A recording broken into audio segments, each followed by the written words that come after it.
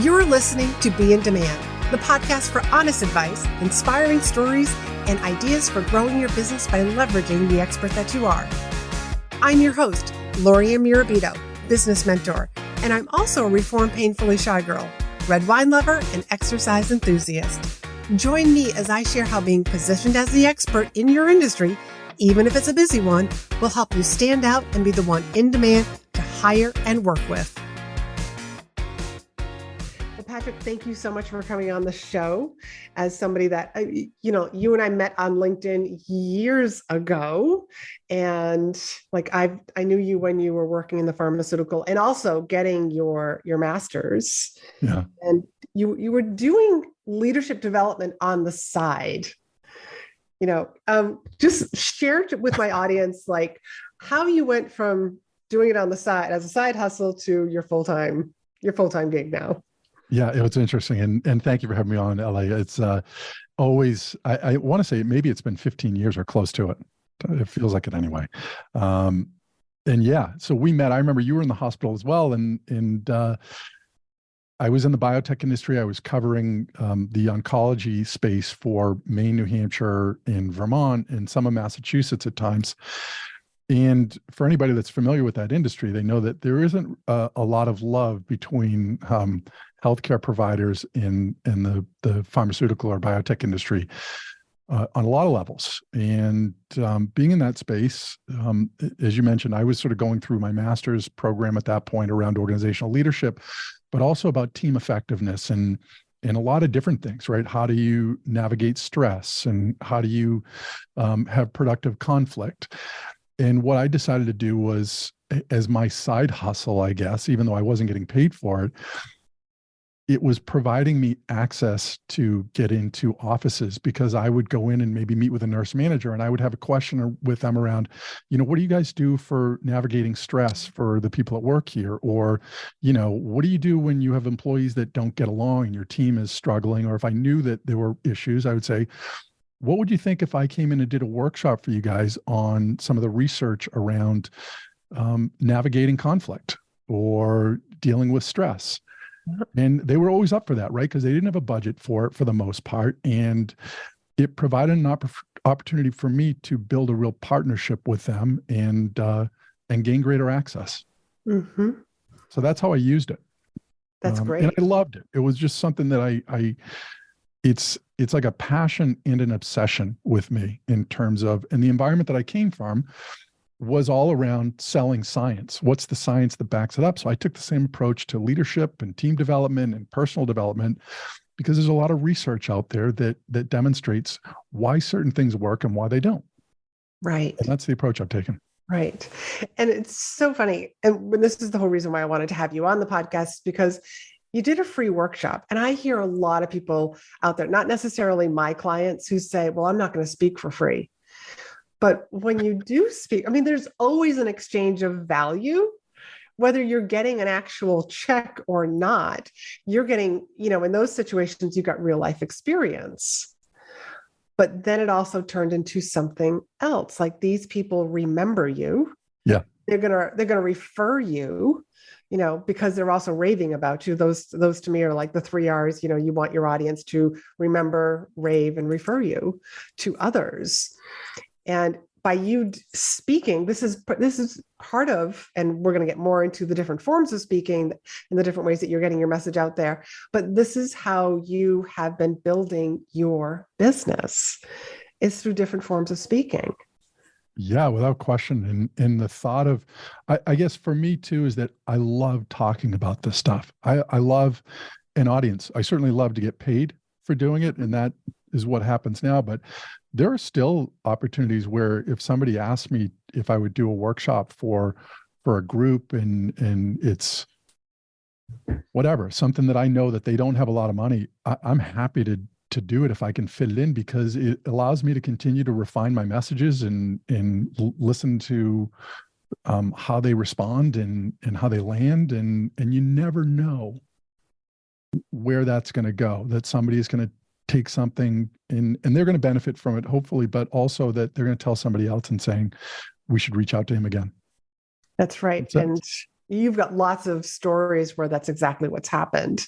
But let's just talk about the first one. If you can remember back to like one of those very first early on workshops, what did that feel like? Because a lot of people get like, oh my God, I gotta like do a workshop. I'm nervous, or they just pass by the opportunity. They just say no. Can you sort of reflect back on that, one of those first few ones when you were working for the pharmaceutical company? Yeah, I remember there was a group, a more local group, really large multi-practice oncology group. And this was really the first one that with this individual or this group, I ended up doing a series of workshops. And it was one that was really difficult to gain access to. This was a practice that it was on their target list. Everybody had this group on their list in terms of if you were in the industry. But as I mentioned, access is really difficult for people to be able to get in. So I knew the nurse manager. I also knew the director of pharmacy at this location, and I floated it by them. This was the first time I had done it, of saying, here are some of the things that I'm hearing throughout other organizations in this space around the challenges. Would you have any interest if I did a workshop on this? And they were thrilled. They loved it because, again, they were challenged with this, but there wasn't sort of money toward it. And the thought of having to get something approved, the amount of time that would take within the organization, I just got to come in and do a lunch. And actually what I did was, now that I think about it, on this particular one, was I had another pharmaceutical company that I was friends with, one of their reps. They came in and covered the lunch. Oh, nice. So they got to show up too. And they were thrilled too, because they get to get access. They supplied the food for it. I did the workshop. And it was just a great event. And it was really well received. And for me, what I loved about it was that I felt like I was an actual partner with this office. Like not that what I was doing in terms of the treatments that I was talking to them about wasn't helping their patients, but this was really something I looked and said, this is a need that they have. And if they're able to better navigate their own stress and work better as teams, their patients are going to benefit as well. Yeah, and the research backs that up too. Yeah, there's such a domino effect to really good leadership. And so what did you do afterwards? I mean, you did a free workshop. I mean, did you get like testimonials?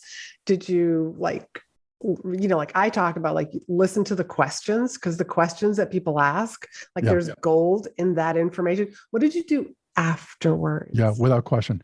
So along those lines is I remember one of the workshops that I was doing around resilience and stress, and watching what parts of it really were resonating with the group, and then refining it from there. And then a lot of these, nurses or the groups that I was involved with had associations that they had meetings with that we were sponsoring too. So when I'd be at one of those association meetings and I'd meet up with those individuals, those nurses or directors that I had worked with, they would introduce me to somebody else that was from a different practice and say, oh, he came in and did a workshop on this. And that gave me an opportunity then to, again, say, yeah, I'd love to come in and be able to do the same thing that I'm doing for this group. Maybe we can get together.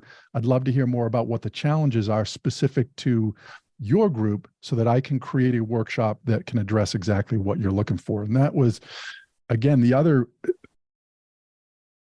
I feel like the other strength that I had in terms of how I was able to really listen to what the needs were, and then to create something that was specific to what they were trying to take care of. Yeah. And I love that, because I mean, I talk a lot about like having a signature speech, but to customize it so that your audience feels like you wrote it just for them. Yeah. What are some of the questions that you would ask during that meeting to learn more? So, I mean, one of the first ones I would ask is, for you, what's the greatest challenge that's getting in the way of you doing the best work you can, either for your patients or your team? What are the biggest struggles that you're facing right now? What if you were to look 6 months down the road and you were able to address one challenge that you're faced with right now? What would that be? Mm-hmm. These are simple questions, and people want to share this information. So, Yeah. A resource that I use, and I think you actually might have introduced me to him, was Alan Weiss, yes. a well-known consultant. And one of his books that I keep on a desk behind me is called Value-Based Fees. And in the back of that, he has an appendix. And several of the appendixes in the back, or appendices, or however you pronounce that, Yes. anyway, has a series of questions in terms of that you would ask to create value or to create ownership. And to me, that is, when you start to refine that and learn how to ask good questions in different responses to those questions, that just makes you so much stronger. And going back to the industry, when I was in the pharmaceutical industry, and I would have meetings with oncologists or other providers, and I would listen for what their challenges were, what the objections they were having. And then I would leave there and I literally, Laurie-Ann, I would write down what the objection was. And then I would brainstorm what my response would be. If I were to come up to that objection again, how would I respond to that? What study might I cite that would address what their concern was? And I would literally have 5 or 6 different responses to that. And the benefit to that was that when I was back out in the field, I would run into that objection again. And now I was prepared for different responses. And it's the same thing that I do in my work now in terms of coaching or working with organizations, is that when I get questions or objections that I haven't heard before, or challenges that people are having, I will write down what are some of the things that I can add the next time that will address those issues, or how would I answer that next time? Because it's always going to come up again. And now I'm prepared for it. Always. I always say, like, listen to the questions that people ask, and listen to those answers, because there's so much gold in that. Even just like in a presentation, if during your workshop, if somebody is asking you a question and you feel like, but I answered that. In your perspective, you answered it. But to me, I'm always thinking, like, if my audience is asking questions about it, that means that I didn't cover it clearly enough. I didn't communicate the points, or maybe they were just coming from a different perspective and they've got a different opinion. It's just like, oh, you're opening up my eyes to something new. But again, there's always gold in questions and comments from the audience. Yeah, you bring up such a great point there. And again, to me, that's around being curious ourselves, right? And we know the information. So we think like everybody else should understand it. I can just speak in this language and people are going to understand it, and no worries. And I think you're right on, right? The more alert you are, if you realize that, or if it's multiple times in your workshops, you have the same questions that are coming up that you say, something is wrong with how I'm delivering this piece. If this same question comes up whenever I do this, it doesn't seem like people are getting what I'm saying. Yes. And my fault. It's not their fault. Right. And for anybody who's listening, I mean, this is why you should record yourself, because maybe those questions in the middle, you might forget to write down. I mean, like, kudos to you to walk out to your car and take a bunch of really good notes. But for those of us, like, if you're not able to, I mean, record your presentations. That's super easy, like when you're speaking virtually, but even when you're speaking in person, so that you can have all of those questions. Because I always say, like, you leave it on after you're also done, when people come up and they want to actually speak to you. Can you talk about, what ripple effect you have seen, not just from that very initial one, but even from some of the other industry meetings that I know that you've spoken at? For me, what I've noticed, and again, I started out in healthcare, I would say, just because that was where I was most comfortable, and that's where I had the greatest network. Every industry thinks they're unique in terms of the challenges that they're facing. And I don't try and argue against that. But what I do is I speak the language that is familiar to them, but the foundation doesn't change in terms of the models that I use. You just have to change some of the words so that it fits what they're doing. And again, I look to the environment that I came from in selling, is that provided me that opportunity to understand my audience, know your audience, and speak the language. And that's not about being disingenuous or unethical. It's really just about understanding that if I want the importance of this message to get through, then I need to understand the language that you speak in to be able to make sure that it can resonate to what your needs are. So for me, I work with shipbuilders and construction workers and bankers and physicians and nurses, a lot of different languages there. But when it comes down to it, the social needs that we have, the demonstrated social needs from a scientific standpoint for each one of those groups is very similar. Yeah.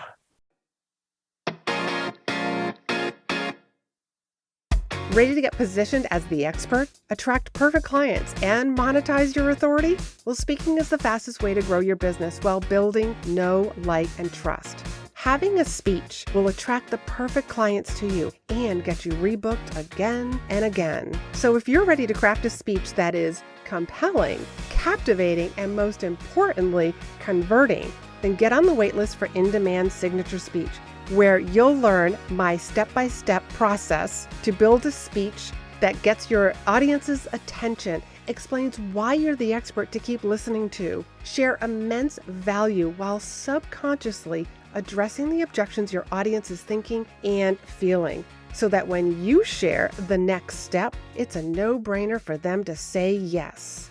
Let's get your presentation ready for you to deliver with confidence. Stop wasting time, energy, and money building a business the hard way. Join the waitlist for In-Demand Signature Speech at speakandstandout.com/SS. Very similar. I agree. And in healthcare specifically, it's so life and death that, the executives that I've had the honor of working with in different organizations, they do think it's different from the construction, from the bankers. But you're right. No, you just peel back the layer and peel back their language, and leadership is leadership. Yeah. One of my favorite models that I was introduced to back in 2009 was a model called SCARF. It was developed by a neuroscientist out of Australia named David Rock, who's written a bunch of books in this space. And this SCARF model, I will say, even more so since COVID and post-COVID, I've found has become even more relevant. And it's based on 5 social needs that we have. And when the needs are satisfied, we have a reward response, meaning we move toward it, we become more engaged. And when they're either neglected or they're absent or they're threatened, then we become avoidant. We move away from those things. We become disengaged. And they're very similar, right? I mean, they're very simple ones. That SCARF is about status. That's the S. It's about our needing to feel important or valued. The next one is around certainty. It's understanding what the rules of the road are, so to speak, and what the direction is that we're going to be going in. So I know what that is. The next is around autonomy, that we all need a sense of feeling that we control our own destiny. Even if I work within an organization, I still want to feel as though I'm not being micromanaged, that I have some control over how I do my work. Relatedness is the next one in that model, that I need to feel a sense of connection to the group that I'm with, or the team that I'm on, or with my manager, or whatever that is. And the last one is around fairness. And it's the feeling of equity, that we're all treated the same here, that some don't get better treatment or don't have to follow certain rules that others have to follow. And it's a very simple model to think about in terms of those social needs. When they're met, we're in a great space. And when we're not, bad things happen. Yeah, exactly. And I know of David Rock, and his books are fantastic. I love neuroscience. Basic stuff. And that's the foundation of leadership. It's the foundation of just about everything. Yeah. And there's a science behind this. It's not to say that it works all of the time, but there's evidence that backs up why these things are important. Right. That's, to me, the benefit of understanding them. Yeah. So there are other forms of getting your message out there that I love about what you're doing. So let's just touch on your book and the one, and you're also writing another one, because that's a form of getting your message out there. It's, and I'm a big fan of being a speaker and having books. And also you have a podcast. I mean, this is another way that you are you're constantly speaking. You have, if you're recording a podcast every week, you're speaking at least every week. Yeah. If not more. Yeah. Yes. And if you look at some of the other ones now, so I've tried to continue that on. So LinkedIn Audios is another one that you can add to that, or LinkedIn Lives. I don't do those as much as I was, but I'm definitely doing more of the LinkedIn Audios, and I love that platform. So talk to us about using LinkedIn Audio as a stage. Yeah. So the LinkedIn Audios provide you an opportunity that you can, you can basically create a podcast on demand, that you don't need to have a podcast. If you're on LinkedIn, you could say, I want to do a workshop next week on how to create more engagement with your employees. And I'm going to do it for 30 minutes, and I can set it up on my LinkedIn under events, as long as I have creator under events and set that up. Mm-hmm. And what's really, to me, neat about that is that I can invite up to 1,000 first level connections every week to one of these. So if every week, if I wanted to do one of these, I can actively reach out and invite up to 1,000 people. And that's above and beyond all the people that if I just post it, it might get reshared. Somebody else outside of my network sees it if somebody likes it. But there's a lot of opportunity there. And also what I like about the LinkedIn Audios is that it provides an opportunity for people to interact real time. So anybody in the audience that's on can raise their hand, and they can come online and ask the question that they want to ask. So let's see, it was probably 3 weeks ago, I had as a guest Stephen M.R. Covey on. Yes. And his book was, I interviewed him on the podcast the end of last year when it first launched. And I reached out to him again to say, because I knew he was launching the paperback version of his book. And I said, do you want to do a LinkedIn Live? And we'll see where it goes. We'll do a Q&A. So we had over 250 people that had registered to sign up, which is pretty good. Yeah. And what was even better is that, you think about this, out of 250, not many people of those generally will show up because they think, oh, well, I'll just listen to the recording at some point along the way. Right. There were close to 60 people that were online for this. Good. And the questions kept coming from the audience. So we kicked it off and started talking, and all of a sudden this thing took on a life of its own, that people were queuing up asking questions. So what I have software here that allows me to record the audio.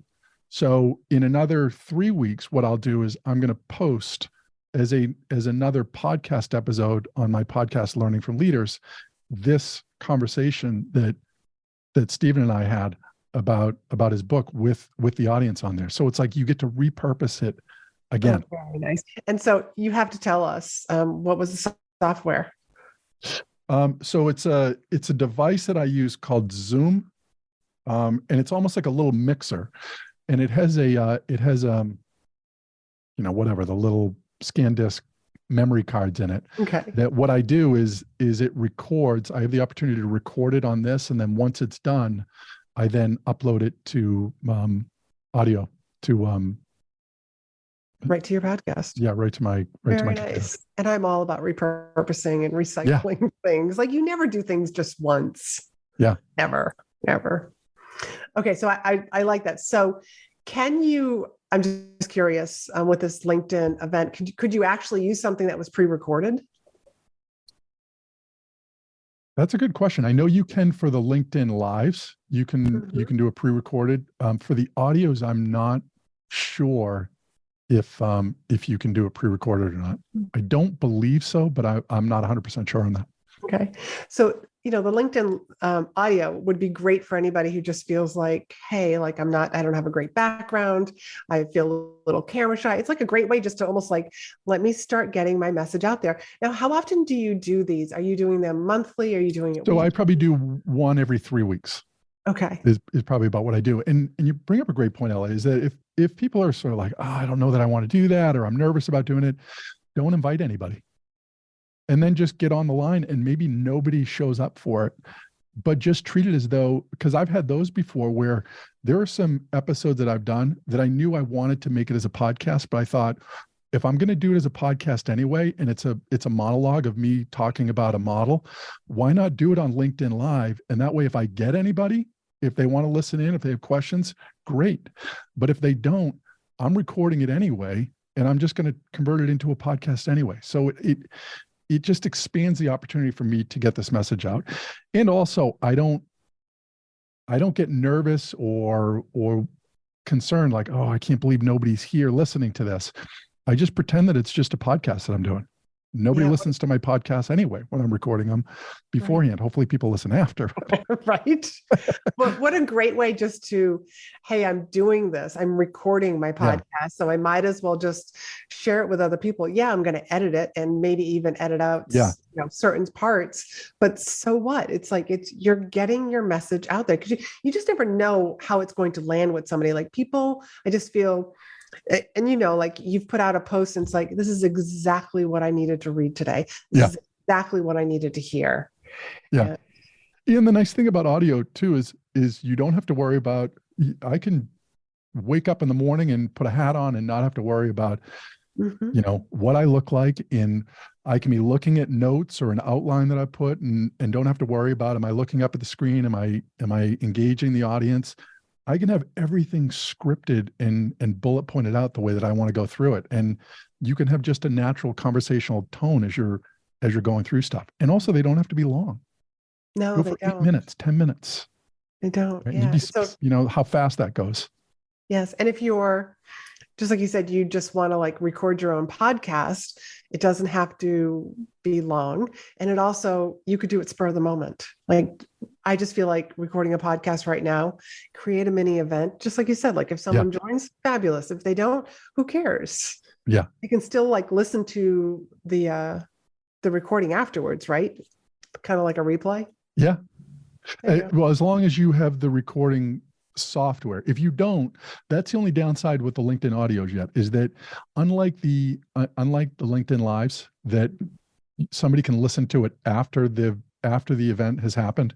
With LinkedIn audio, you can't do that. Once the episode is gone, it's gone. So all of those people, I think that probably don't listen, they think, I'll just listen to it later on, and they realize that there is no replay on this, unless you do what I do and it gets repurposed into a podcast. Because I had, especially on the Stephen Covey one, I had a bunch of people saying, look, I couldn't make it. Can you send me, when am I going to get the link to the recording? I said, you're not. There is no link to the recording, but there is going to be a podcast episode that I'm going to do. So just watch my LinkedIn site because it will show up. And I was one of those people who said, because you did a part 2 with him. Yeah. And I was just like, well, where's part 1? I have to listen to part 1. And I do remember I went to your website to actually listen to that first one, is where I believe it. So that was the first one. Yeah. Very nice. And it's funny, so along those lines, in terms of, we're talking about networking or how does one thing lead to another. This was back in October that somebody from Wiley had reached out to me because of the podcast. So my podcast has been out since 2018. I think I'm at 175 episodes, somewhere around there. And they had reached out in regards to Stephen's new book, Trust and Inspire, that was published. I want to say it was like November or December when it got published. They said, do you want to get a preview of the book and then interview him on it? So I was like, yeah, absolutely. Like, I thought it was a joke at first. I'm like, yes, I absolutely want to interview Stephen Covey. So we had such a great time. The interview I loved meeting him. He was awesome. So as we finished the interview, he's like, listen, he goes, my sister Cindy is writing a book right now that she's finishing up that she was writing with my dad, Stephen Covey, before he died. And when he died, suddenly the book sort of went on hold for her, but she's now in the process. It's been finished and she's going to be launching in January. Would you be interested in reading her book and interviewing her? And again, I'm like, absolutely, please. So I get her book mailed to me. It's called Live Life in Crescendo, which is a great, just a great book. And then from there, I was introduced to Jim Hewling, who's another Franklin Covey author who wrote a book called The Four Disciplines of Execution, which is a book that I love. So I got to interview him. And then from that, it's like more and more of these type of book companies were reaching out to me about different opportunities. So I got to interview Jim Lair recently for his book that he co-wrote with Sheila Olson called Wise Decisions. I was able to interview Alan Weiss for one of his new books. And to me, that's, along this line of just get started. And all of a sudden things just sort of, they just roll into the next thing. And it just provides more credibility in terms of what you're doing. Yeah, you have to say yes. Yeah. Yes to yourself, but also, this goes back to, I'm hearing you talk about, and then it led to this one and this one. Speaking of the gift that keeps on giving, yeah. It's one after the other, you just never know. Just like you said, you thought it was a joke at first, but you said yes. It turned out to be, and the book showed up. Real. And, it was awesome. That's fantastic. So those have been a lot of fun to do those type of events. And to me, the podcast is like my weekly opportunity to go to school, because I'm always trying to learn as I'm reading these books, what don't I know, or what can I improve on that this author has put out there, and just the discussions alone sort of spark different thoughts, and it's been a real benefit. I love it, and it's how I continue to sort of stay sharp on things. Good. So do you how often, or no, that's not the right question. How much time do you feel that you set aside to prepare for a podcast? Well, it depends. So if it's a book that I'm reading, that obviously takes more time, because if you think about it, and what I love is that books that are out that have an audio with them already, I will listen to the audio. I have the book and just so that I can reference back to it, but I will listen to the audio because I can do it so much faster, and it's easier for me to listen to, and I will be taking notes. I will generally have a pad of paper or something that I'll write notes as I'm going through. We'll stop it, and I'll put like a cue next to it, like this is a question I want to make sure I ask based on what was just said in this book. So, I mean, that can be to prepare for that. For a book that's, an audiobook that's 8 hours, I put it at 2 times speed or 1.5 times speed. So it's still 4 to 6 hours of me having to listen to the book, and then another hour probably to formulate questions or thoughts in regards to what the flow is. I don't have a set of questions that I will ask anybody, a script, so to speak, because it's going to go where it's going to go. I mean, I'm prepared for it in terms of knowing what I'd like to have come out of it. But that said, it will happen the way it's going to happen. Yeah. And then from there, it takes, for me, after the recording's done, it takes me probably, for a 45-minute episode, probably another hour and a half to listen to it again and cut out some of the ums and ahs or redundancies. And then I ship it off to somebody else that does all of the real editing. I just scrub it once. Wonderful. And then they go through it. So there's a lot of time. And I laugh about it now because when I first started doing the podcast in 2018, my idea was I wanted to interview one person a week, and I wanted to do one podcast where I would talk about a specific study. And I quickly learned, like, I'm going to kill myself doing this. Like, I do not have enough time to do this. And I was doing everything at that point. Yeah. Post-production, getting it online. It was a nightmare. Got to have help. Yeah. I'm reading right now Dan Martell's Buy Back Your Time, which is really so true. Really, really good. Yeah. I haven't read the book, but just the title of itself, it's like there are things that, and I remember hearing about that, people saying, well, if you don't think you have the money, you still need to do it because you will never, your time is so much more valuable. And it's so true. It is. And I had my first virtual assistant before I really needed them because I knew myself. And once you get into it, it's like, to stop doing something and then teach somebody. So it's just let somebody just learn that habit right from the beginning. So this is actually, I'm going to make this segue into assistance, more specifically, the whole AI, because you've been posting about it and and we've had discussions about this, that, it's literally a tool, but share with the audience, because you're teaching the people that you're working with for leadership development, like, here's how to use AI in interviewing in your own department. Yeah. To me, it's a great tool. But it is a tool. And, people have said, oh, well, what are you going to do when it replaces however many hundreds of thousands of individuals? And I remember hearing somebody else say, AI will not replace, your job.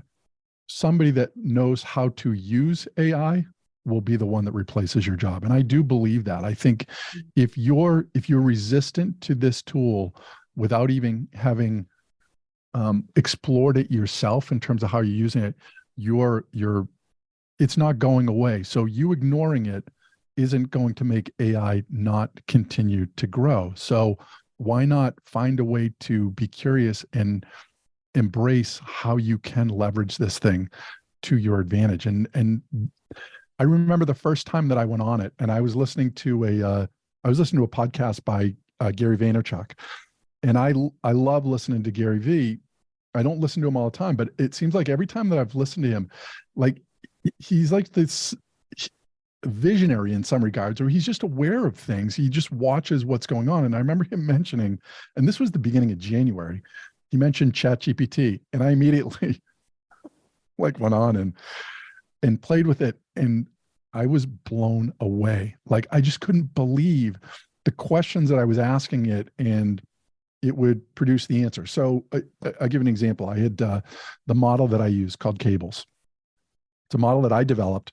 Each of the behaviors, all through them, have research that backs up why each of them works. But I wanted to play around with chat. So what I did was I cut and pasted my model of chat into chat. And I asked it to provide additional sources of evidence that would support the behaviors that I was talking about. And within 15 seconds, it gave a whole list of how you could use it. And then I just kept playing with it. I said, give me an example of a leader having a difficult time with an employee and wants to implement the Cables model. How would they do that with this employee? Provide specific examples for each behavior. And it literally started typing out, a congruence. Your leader could do this.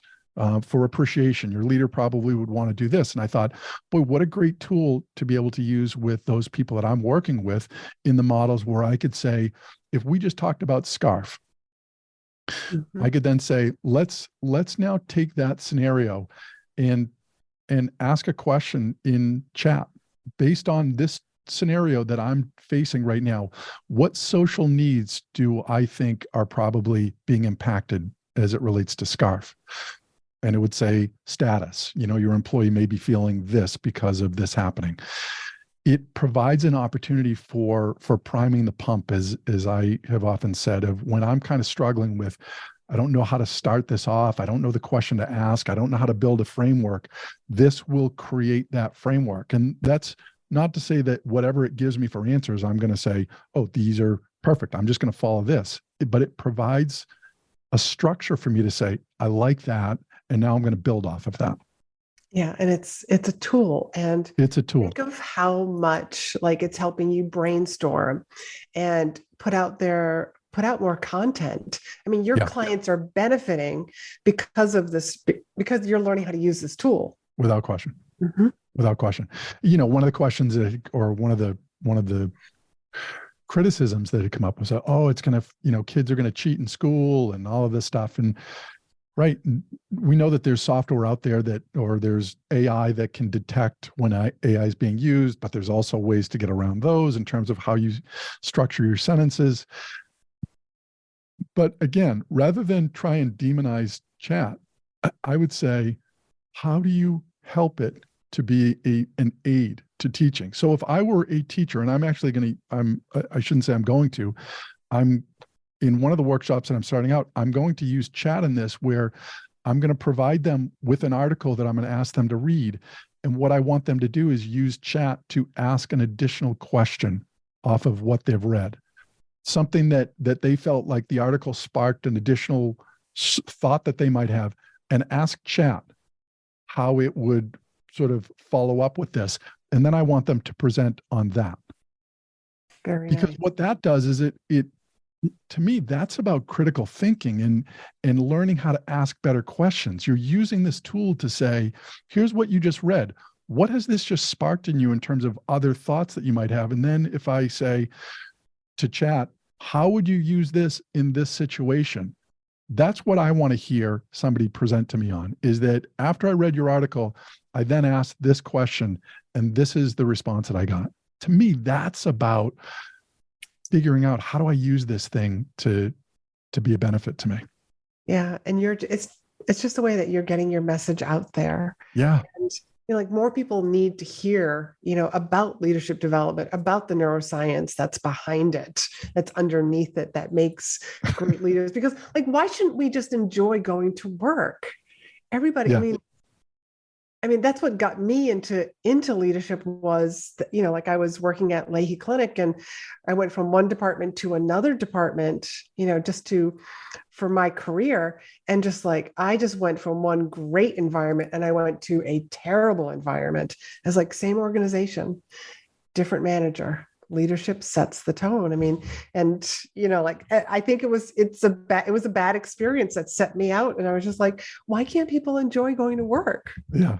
Yeah. And that's what you're doing. You know what so on the chat thing again though, Laurie, is that one of the things that I love about it, think of this, talk about a safe place to be where if you don't understand something, you can ask chat who doesn't care about your level of intelligence. And I'll give you a perfect example. So my brother John and I, who he is far smarter than I am, will send me articles at times where it's just like, it's too cerebral for me. It's just like way over my head. And I remember he sent me something not that long ago. And I'm like, I think I read it twice. I'm like, this still is not, and it was some philosopher or I cut and paste it and I put it into chat and I said, please reduce this thing down to being explained on a 5th grade level. I'm not joking, right? So I'm I know you can do that. As humble as I can get right now. But it was in language that I was like, okay, now I understand sort of what this article was about. To me, that's another great way to use it, right? Is to say, because I can build up from there. Okay, now that I understand what is being said, now I can start to see how the real article speaks to that. Yeah. But it provides it on a level that I can understand. I love it. And it's so true. I love cut and pasting, even like content that I've written and just like rewrite it, so that I can reuse it someplace else, rewrite it with this kind of a tone, like make people laugh. And again, it is a great tool to right.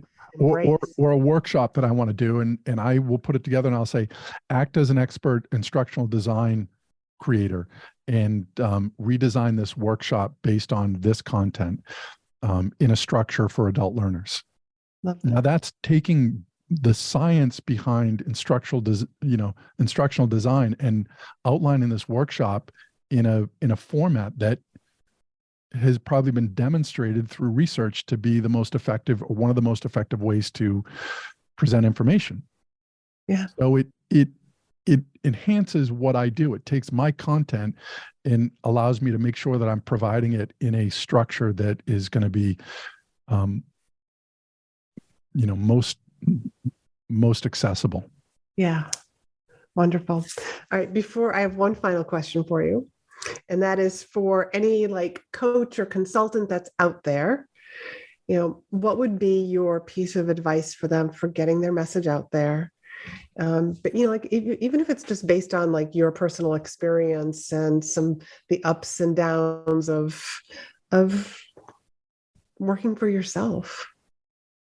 Well, that's a whole different, I would say network.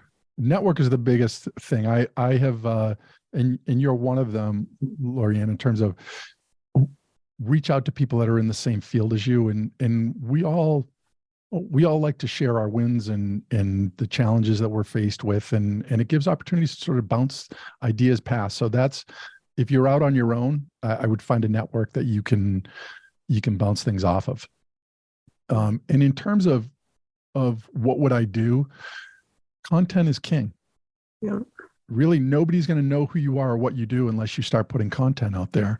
And it's so much easier now to get content out there. And again, I think ChatGPT is a perfect way to do that. And this isn't just about, having it write articles, because I think if you do that, you'll start to see like there's no real life behind the article. Mm-hmm. But if you're struggling with getting started, this can provide a structure to it where then you can go in and then you're just an editor to the article to make it sound a little bit more personal. And as you mentioned, there are ways that you can train it to write in your style. I haven't found it to be that great yet for me, but I know some people do that more regularly. But any type of content, I mean, there's so many different ways to do it, right? LinkedIn audios, LinkedIn lives, short articles, share stuff is another way. Share other people's content, comment on their stuff, on what you're seeing. Heartfelt comments, not just, that was great. It's like, talk about what was great about it, in your comment. I love that. And please share with everybody like where they can find you and learn from you, and just, thanks. So the book that I have is called The Leadership Bridge. You can get it off of Amazon. The best way to reach out to me is really through LinkedIn. I find that's where I spend most of my time. And it's obviously, it's Patrick, and the last name is Veroneau. It's V as in Victor, ERONEAU. It's where I spend most of my time. I've got a website, which is Emery Leadership Group, and it's EMERY leadershipgroup.com. You can go there. Those are the best places to get a hold of me. And I love connections. So send one to me. So reach out to him, especially if you've got some leadership needs and want to improve on your leadership. Definitely reach out to Patrick. Patrick, thank you so much for coming on the show. Yeah, thanks. I always love this. So thanks for the opportunity. Thank you. Thanks. Peace. Thanks for hanging out with me. Be sure to hit the subscribe button so you never miss an episode. And join me over in my private Facebook group for more tips, community, and free trainings. You'll find the link in the show notes. You can also help this podcast reach more listeners by leaving a review. And as a thank you, each month I pick one of my reviewers to win a free coaching call with me. So if you haven't done so already, please leave a review and you could be the next winner.